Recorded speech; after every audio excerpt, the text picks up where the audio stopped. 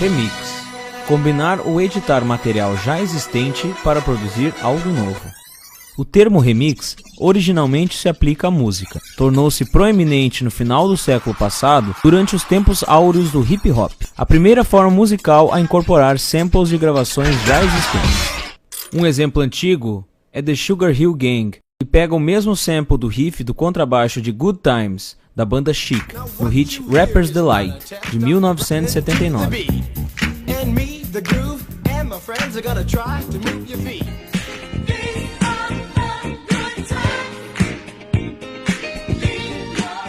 Desde então, essa mesma linha de contrabaixo vem sendo utilizada várias vezes.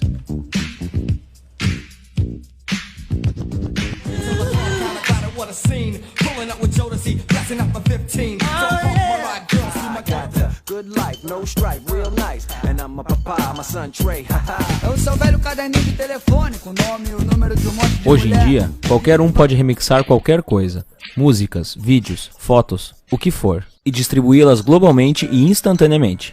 Não é preciso ferramentas caras, distribuidores, nem habilidade. Remixar é arte popular, qualquer um pode fazer. Ao mesmo tempo, essas técnicas, coletar material, combiná-lo, transformá-lo, são as mesmas usadas em qualquer nível de criação. Você poderia até dizer que tudo é um remix. Para explicar, vamos começar na Inglaterra, em 1968.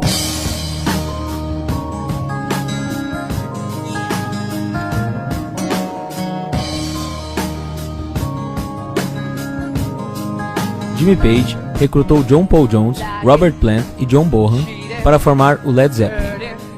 Eles tocavam um blues tão alto que logo seria conhecido como... Vamos começar em Paris, em 1961.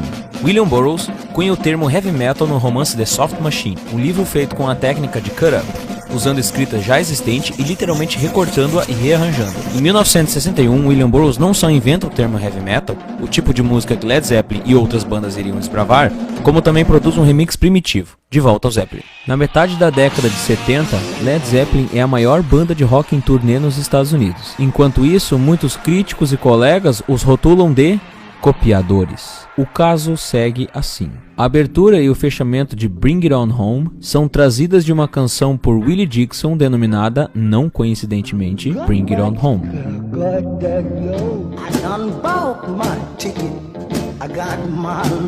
The Lemon Song traz inúmeras letras de Killing Floor de Howlin' Wolf.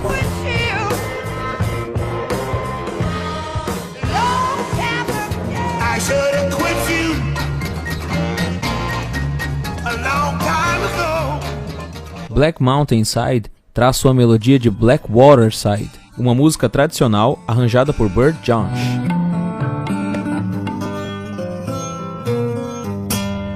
Dazed and Confused usa letras diferentes, mas é claramente um cover não creditado da música de mesmo título de Jake Holmes. Estranhamente, Holmes abre processo mais de 40 anos depois.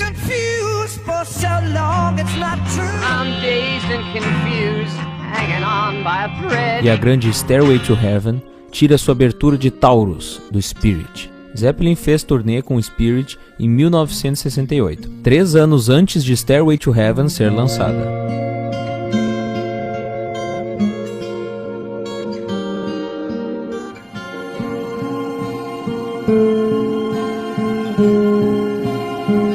Led Zeppelin claramente copiou materiais de outros artistas, mas isso em si não é incomum. Apenas 2 coisas diferenciavam Led Zeppelin de seus colegas. Primeiro, quando Led Zeppelin usava o material de outros, eles não atribuíam a composição ao artista original. Grande parte dos grupos de blues britânicos gravava muitos covers, mas ao contrário do Led Zeppelin, não alegavam tê-las escrito. Segundo, o Led Zeppelin não modificava suas versões o bastante para alegar que eram originais. Muitas imitações de bandas vieram antes deles, mas eles tendiam a emular o som num contexto geral, em vez de apenas letras ou melodias específicas. Led Zeppelin copiou sem fazer muitas mudanças fundamentais. Então, essas 2 coisas, covers, a execução de material dos outros, e imitações, cópias que ficam dentro dos limites legais. Esses são exemplos duradouros da remixagem lícita. Isso responde por quase tudo que a indústria do entretenimento produz. E é para aí que vamos na parte 2.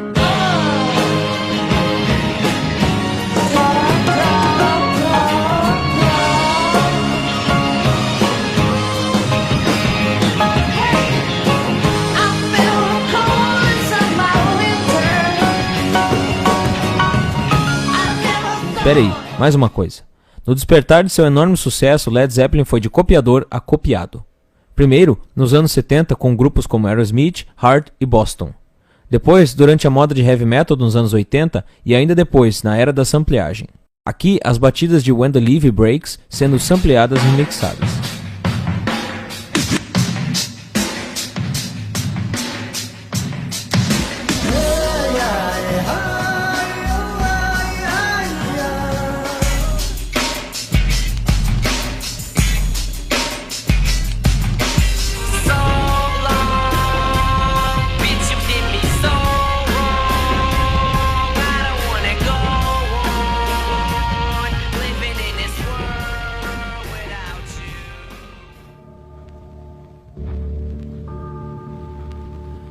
Talvez seja porque filmes são tão massivamente caros de se fazer, talvez porque novelas, programas de TV, videogames, livros e etc. sejam fontes tão ricas de material, ou talvez seja porque o público prefere o que é familiar para eles.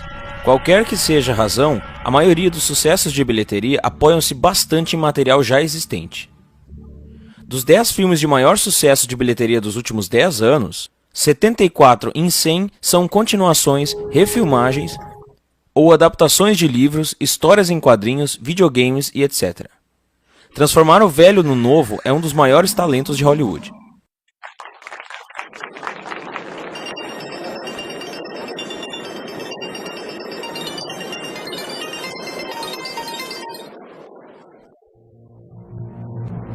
Nessa altura, temos 3 filmes de um filme, adaptado de um brinquedo de parque de diversões. Temos um filme musical, baseado em um musical baseado em um filme. Nós temos 2 sequências de um filme baseado em uma série de desenho animado, por sua vez baseado em uma linha de brinquedos. Temos um filme baseado em 2 livros, um deles feito a partir de um blog, que foi inspirado no outro livro, que foram adaptados no filme. Está acompanhando? Temos 11 filmes de Star Trek, 12 Sexta-feira 13 e 23 James Bond. Temos histórias que foram contadas, recontadas, transformadas, recontadas e subvertidas desde a origem do cinema. Vimos vampiros serem transformados de monstros terríveis em invasores encapados de quartos, em frescos, em gostosões e até muito mais gostosões. Dos poucos hits da caixa que não são sequências, remakes ou adaptações, a palavra original não vem à mente para descrevê-los. Esses são filmes de gênero, que ficam restritos aos modelos bastante padronizados. Gêneros, então, se transformam em subgêneros, e cada um com sua específica convenção. Dentro da categoria de filmes de horror, temos subgêneros como sobrenatural, triturador, zumbi e criatura monstruosa. Todos têm elementos com padrão que são apropriados, transformados e subvertidos. Vamos usar o maior filme da década como um exemplo. Agora, não se trata de uma sequência, remix ou adaptação, mas um filme de gênero, ficção científica. E o mais revelador, que faz parte de um pequeno subgênero no qual as pessoas simpáticas e brancas se sentem mal por todos os assassinatos, roubos e destruições que estão sendo feitos em seu próprio benefício. Eu chamo esse gênero Desculpe pelo Colonialismo. Estou falando de filmes como Dança com Lobos, O Último Samurai, O Último dos Moicanos, Duna, Lawrence da Arábia, Um Homem Chamado Cavalo, até mesmo Ferngully e Pocahontas. Filmes são construídos em outros filmes, assim como em livros, programas de TV, eventos atuais, jogos, enfim. Isso se aplica a tudo, desde o mais humilde filme de gênero, até um reverenciado filme independente. E até mesmo se aplica aos massivamente influenciados blockbusters, os tipos de filme que reformularam a cultura pop. O que nos leva para... Ainda hoje, Star Wars permanece como uma obra de imaginação extraordinária, mas muitos de seus componentes individuais são tão reconhecíveis quanto os samples de um remix.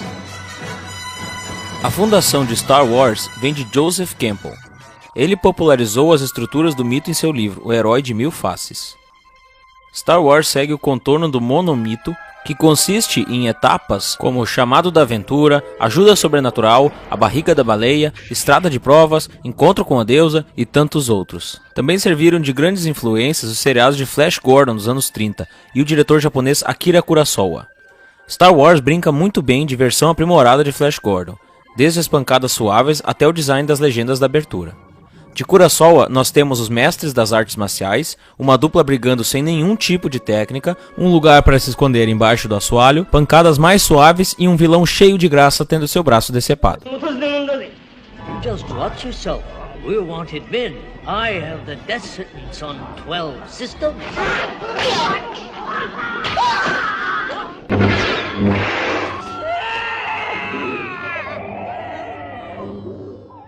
Filmes de guerra e de faroeste são as outras maiores influências de Star Wars. A cena em que Luke encontra a tragédia com a sua família lembra essa cena de Rastros de Ódio.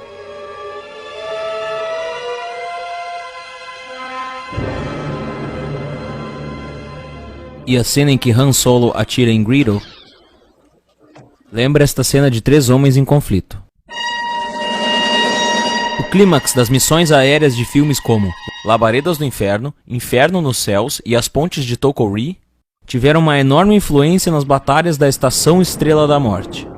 E em muitos casos, até mesmo cenas já existentes foram utilizadas como plano de fundo para os efeitos especiais de Star Wars. Existem também muitos outros elementos claramente adquiridos de vários outros filmes. Temos o Homem de Lata, como a Mulher de Lata em Metrópolis, algumas cenas inspiradas em 2001, a cena de uma garota agarrada e pendurada como esta outra em Sinbad e a Princesa, uma projeção holográfica um pouco parecida com esta outra em O Planeta Proibido, o comício lembrando esse outro em Triunfo da Vontade, e robozinhos bonitinhos muito parecidos com esses em Corrida Silenciosa. George Lucas reuniu materiais, combinou e transformou. Não haveria Star Wars sem os filmes que o precederam. Criação requer influência.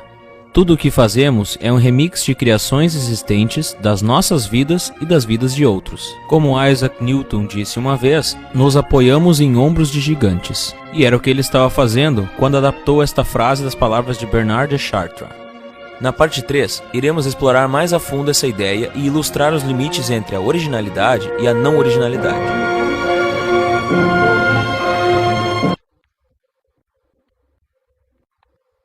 George Lucas foi o grande produtor de filmes da sua época. Mas desde então, o bastão foi passado para... A obra mestre de remix de Quentin Tarantino é Kill Bill, que é provavelmente o mais próximo que Hollywood tem de uma compilação.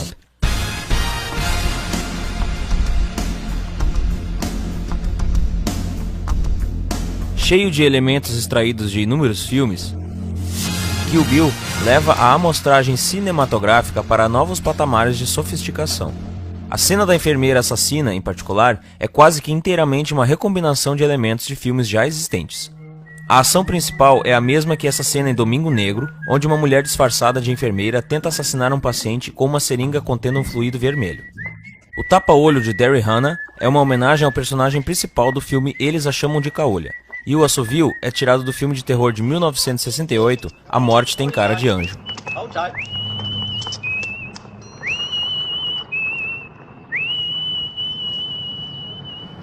O efeito de tela dividida é modelado nas técnicas utilizadas por Brian De Palma, em uma variedade de filmes incluindo Carrie, a Estranha.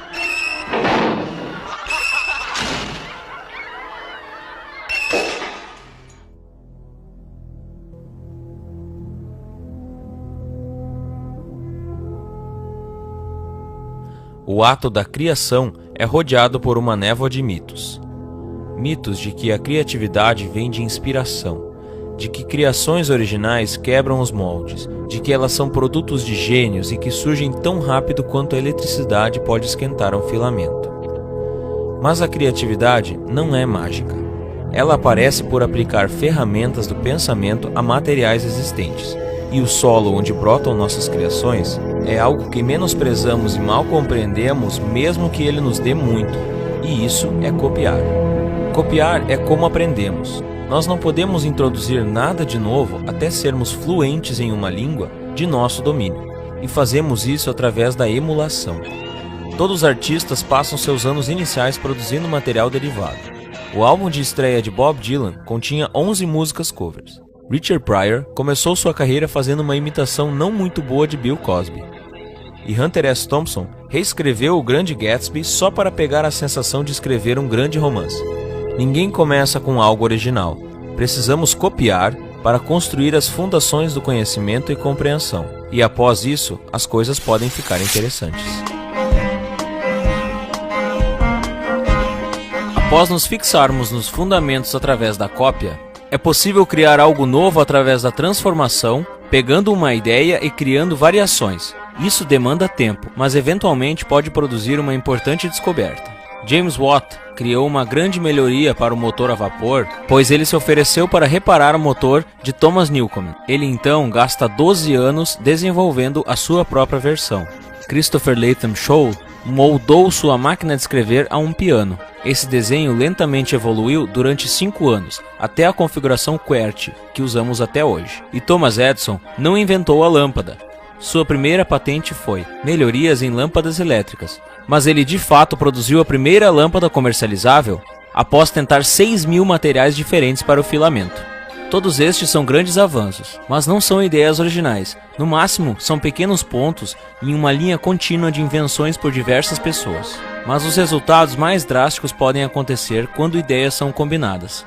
Ao conectar ideias, saltos de criatividade podem ser dados, produzindo algumas das maiores descobertas da história.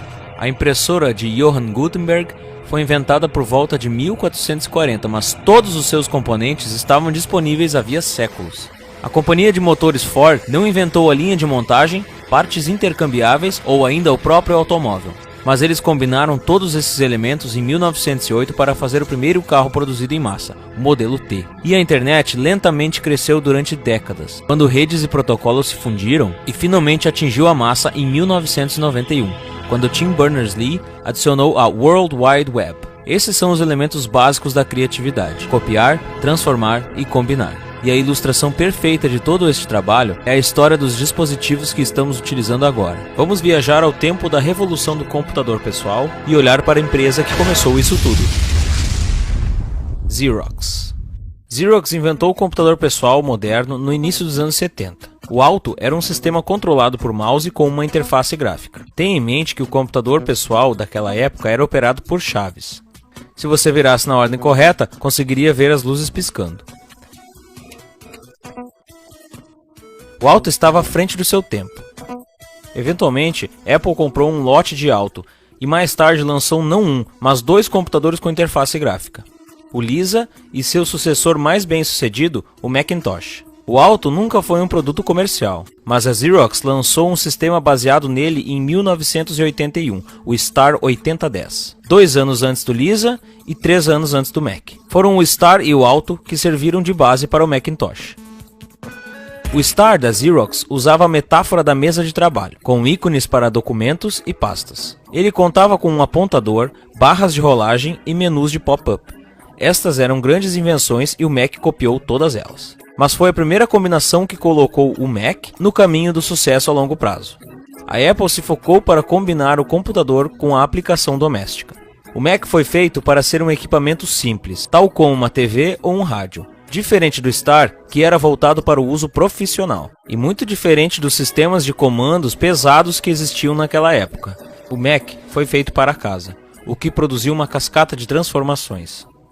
Primeiramente, a Apple removeu um dos botões do mouse, tornando ele menos confuso. Então, adicionaram o duplo clique para abrir arquivos.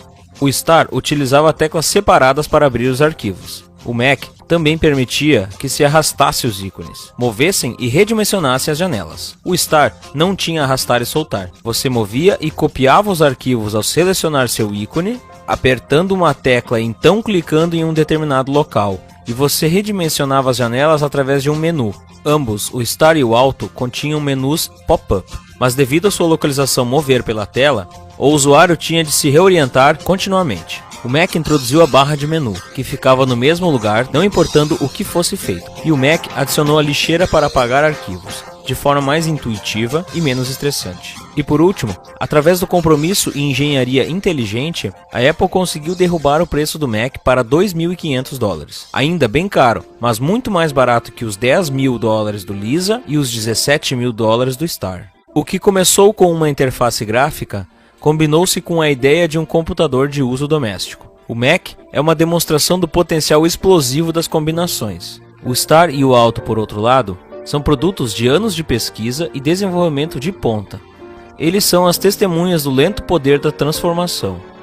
Mas claro, eles também contêm o trabalho de outros. O Alto e o Star são evoluções de sistemas que nos levam a NLS Systems, que introduziu desde as janelas de mouse até o Sketchpad, o primeiro aplicativo interativo de desenho. E também nos levam até o Memex, um conceito que lembra muito o PC, mesmo décadas antes dele ser possível. A interdependência da nossa criatividade foi obscurecida por ideias culturais poderosas. Mas a tecnologia agora está expondo essa conectividade. Estamos lutando legalmente, eticamente e artisticamente para lidar com essas implicações. E esse é o nosso episódio final, a parte 4.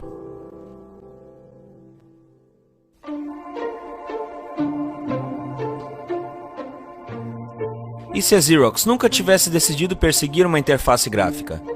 Ou Thomas Edison tivesse encontrado um emprego diferente? E se Tim Berners-Lee nunca tivesse obtido conhecimento para desenvolver a World Wide Web?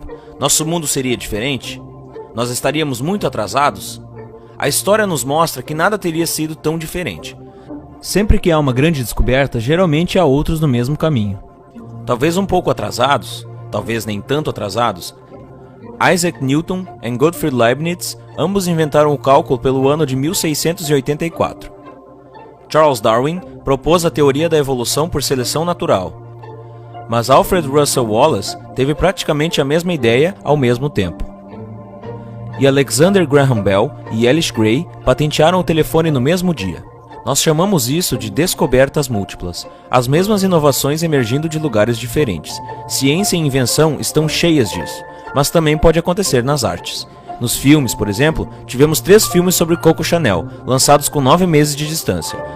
Em 1999, tivemos 4 filmes de ficção científica sobre realidade artificial.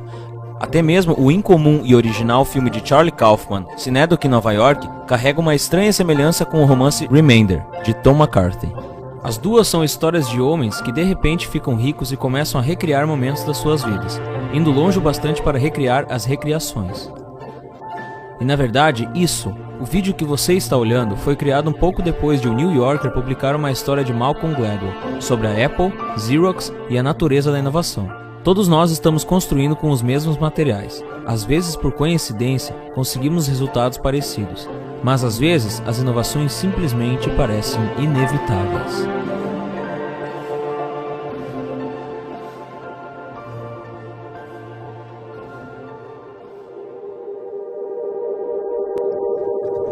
Os genes em nossos corpos podem ser rastreados ao longo de 3 bilhões e meio de anos para um único organismo. Luca, o último ancestral universal comum. Como Luca reproduziu, seus genes foram copiados e copiados e copiados e copiados. Às vezes, com erros, eles se transformaram. Ao longo do tempo, isso produziu cada um dos bilhões de espécies da vida na Terra. Algumas dessas reproduções sexuais adotadas, combinando os genes dos indivíduos e as formas de vida melhor adaptadas, prosperaram. Essa é a evolução: copiar, transformar e combinar.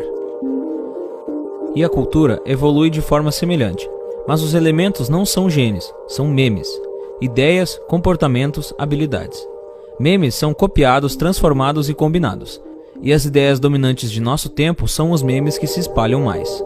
Esta é a evolução social: copiar, transformar e combinar. É quem somos, é como vivemos e, claro, é assim que criamos. Nossas novas ideias evoluem das antigas. Mas nosso sistema de lei não reconhece a natureza derivada da criatividade. Em vez disso, as ideias são consideradas como propriedades, como lotes únicos e originais com fronteiras distintas. Mas as ideias não são tão arrumadas. Elas estão em camadas, estão entrelaçadas, estão emaranhadas. E quando o sistema conflita com a realidade, o sistema começa a falhar.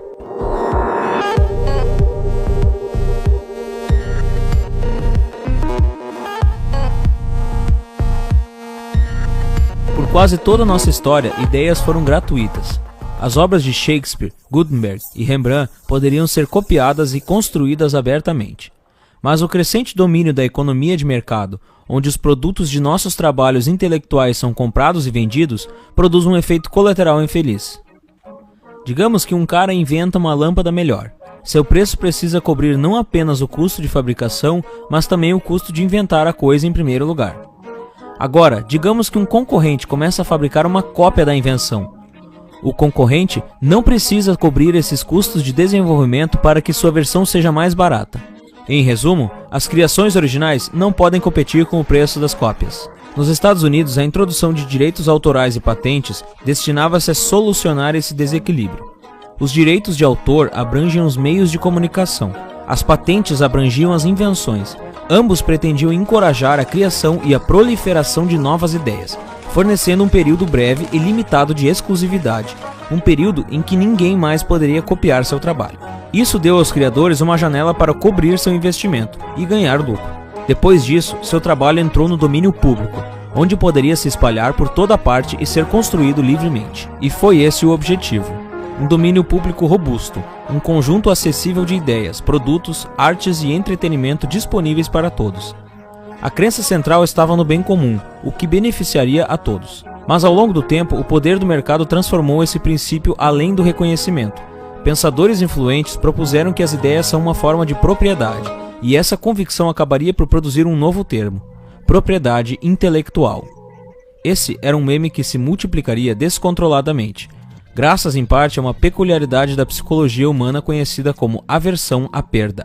Simplificando, odiamos perder o que temos. As pessoas tendem a colocar um valor mais alto nas perdas do que nos ganhos. Portanto, os ganhos que obtemos de copiar o trabalho dos outros não causam uma grande impressão. Mas quando nossas ideias são copiadas, percebemos isso como uma perda e nos tornamos territoriais. Por exemplo, a Disney usou extensivamente o domínio público. Histórias como Branca de Neve, Pinóquio e Alice no País das Maravilhas foram retiradas do domínio público, mas quando chegou a hora de que os direitos autorais dos primeiros filmes da Disney expirassem, eles pressionaram para que o termo de direitos autorais se estendesse. O artista Shepard Fairey frequentemente usou arte existente em seu trabalho. Essa prática veio à cabeça quando ele foi processado pela Associated Press por basear seu famoso cartaz de Obama Hope na foto deles. No entanto, quando era sua imagem usada em uma peça da Baxter Orr, Fairey ameaçava processar. E finalmente, Steve Jobs às vezes era orgulhoso da história da Apple de copiar. We have, always been shameless about stealing great ideas. Mas ele abrigou profundos anseios contra aqueles que ousaram copiar a Apple. Eu vou destruir o Android, porque é um produto roubado. Estou disposto a fazer uma guerra termonuclear por isso. Quando copiamos, justificamos isso. Quando outros copiam, nós os desprezamos. A maioria de nós não tem nenhum problema com a cópia, enquanto somos nós mesmos que estamos copiando. Então, com o olho cego em direção à nossa própria mímica e impulsionada pela fé nos mercados e na propriedade, a propriedade intelectual aumentou o alcance original com interpretações mais amplas das leis existentes, nova legislação, novos domínios de cobertura e recompensas atraentes. Em 1981, George Harrison perdeu um caso de $1,5 milhão por subconscientemente copiar o hit He's So Fine em sua balada My Sweet Lord.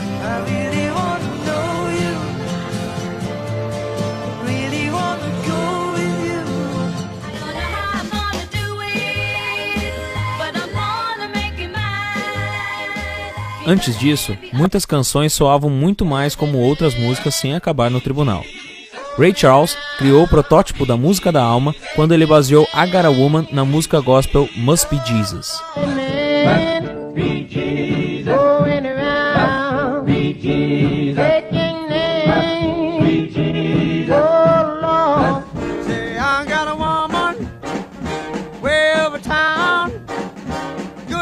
A partir do final dos anos 90, uma série de novas leis e regulamentos de direitos autorais começaram a ser introduzidas.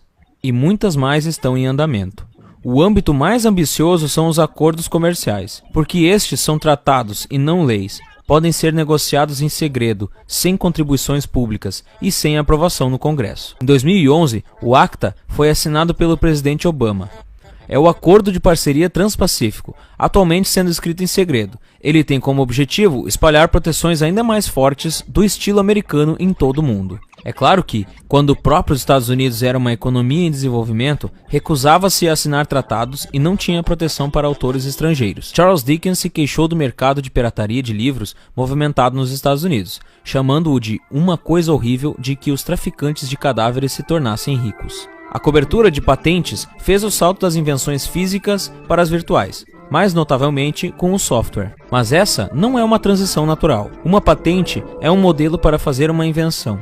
As patentes de software não são mais como uma descrição frouxa do que seria como se fosse realmente inventado. E as patentes de software são escritas no idioma mais amplo possível para obter a proteção mais ampla possível. A imprecisão destes termos às vezes pode atingir níveis absurdos. Por exemplo, máquina de fabricação de informações, que abrange qualquer tipo de computador, ou objeto material, que abrange praticamente qualquer coisa. A confusão dos limites das patentes de software transformou a indústria de smartphones em uma guerra gigante por território. 62% de todos os processos de patente são agora de software. A riqueza estimada perdida é de $500 bilhão. O alcance crescente da propriedade intelectual introduziu cada vez mais possibilidades de litígio oportunista. Processar para ganhar dinheiro. Duas novas espécies corporativas evoluíram, cujo modelo de negócio inteiro é a ação judicial: os trolls de amostras e os trolls de patentes. Essas são corporações que na verdade não produzem nada. Elas adquirem uma biblioteca de direitos de propriedade intelectual e então litigam para ganhar lucros. E porque a defesa legal é de centenas de milhares de dólares em caso de direitos autorais e milhões em patentes, seus alvos geralmente são altamente forçados para resolver fora dos tribunais. O troll de amostra mais famoso é a Bridgeport Music. Em 2005, eles marcaram uma influente decisão judicial sobre essa amostra de 2 segundos. É isso aí. E não só a amostra era curta, como era praticamente irreconhecível.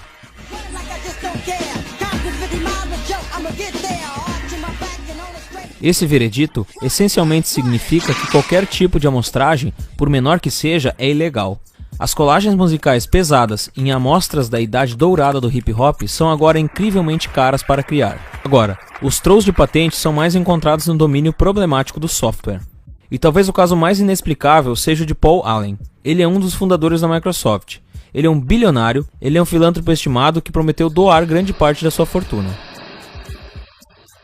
E ele afirma que os recursos básicos da página da web, como links relacionados, alertas e recomendações, foram inventados por sua empresa.